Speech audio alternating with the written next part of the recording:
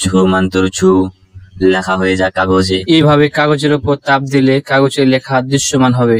আমাদের কাছে জাদুর কাগজ আছে, দেখতে পাচ্ছেন লেখাগুলো ক্রমে ক্রমে দৃশ্যমান হচ্ছে তাপ দেওয়ার ফলে। আল্লাহ, আমাদের জাদুর কাগজটা পুড়ে যাচ্ছে, পুড়ে আমাদের জাদুর কাগজটা শেষ হয়ে যাচ্ছে, আমরা কি করতে পারি? মূলত আজকের ভিডিওতে আমি আপনাদেরকে দেখাতে চলেছি কিভাবে এইরকম জাদুর কাগজ তৈরি করতে হয়, যাতে তাপ দেওয়া মাত্রই লেখাগুলো দৃশ্যমান হয়। এর জন্য আমাদের লাগবে লেবু, দেখতে পাচ্ছেন আমার কাছে লেবু আছে।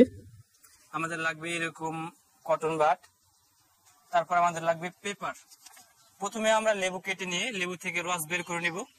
আমরা একটা থালা নিয়েছি, থালি, এখন এইভাবে চেপে রসটা বের করে নিচ্ছি, দেখতে পাচ্ছেন।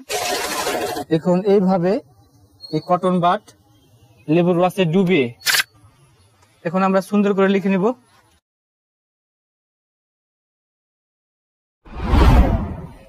আমরা সুন্দর করে এই কাগজে লিখে নিয়েছি। আমরা এখন এগুলো শুকিয়ে নেব, তখন কিন্তু এই লেখাগুলো আর বোঝা যাবে না।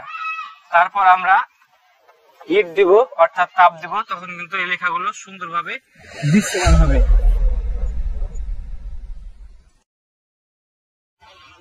আর এভাবেই আপনারা কাগজে হিট দেওয়ার মাধ্যমে লেখাগুলোকে দৃশ্যমান করতে পারবেন।